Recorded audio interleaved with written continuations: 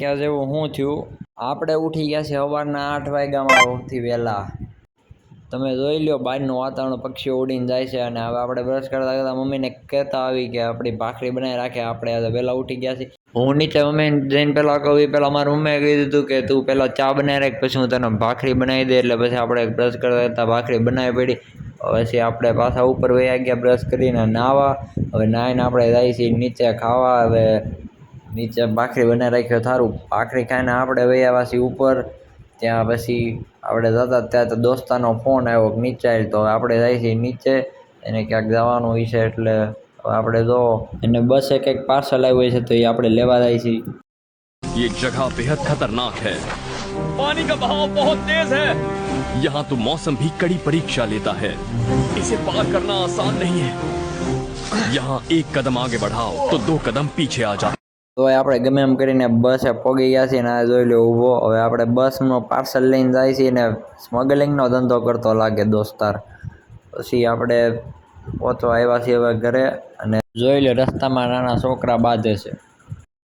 પછી આપણે શાંતિથી ઘરે વયા. અને આજે આપણે વહેલા ઉઠી જ ગયા છીએ તો એમ કે વાંચી લઈએ. હવે કાંઈ બીજું કાંઈ કામ નહોતું ને મમ્મી કાંઈ બીજું કામ આપે એ પહેલાં વાંચી લેવું સારું.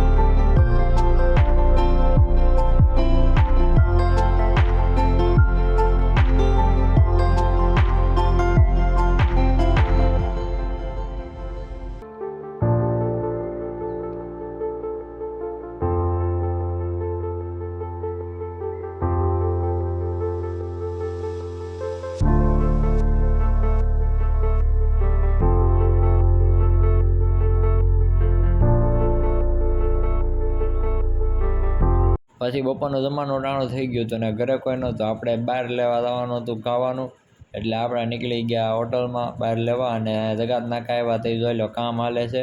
અને એક તો મારું નામ આ કોણે બદલી નાખ્યું, કાંઈ નહીં જે હોય આપણે ખાવાથી કામ ને. પછી આપણને કંટાળો આવતો હતો એટલે આપણે રખડવા જવાનો પ્લાન બનાવતા હતા. આપણે કાળુભાઈને કર્યો ફોન તો એ કે હાલ નીચે, તો હું નીચે પહોંચી ગયો હતો પણ એ તો આવ્યો નહોતો. આ કાળુભાઈનું દરરોજનું થઈ ગયું છે, મોડા થતા જાય છે. તો પાછો હું ઘર હાટું ન નીકળું ક્યાંક.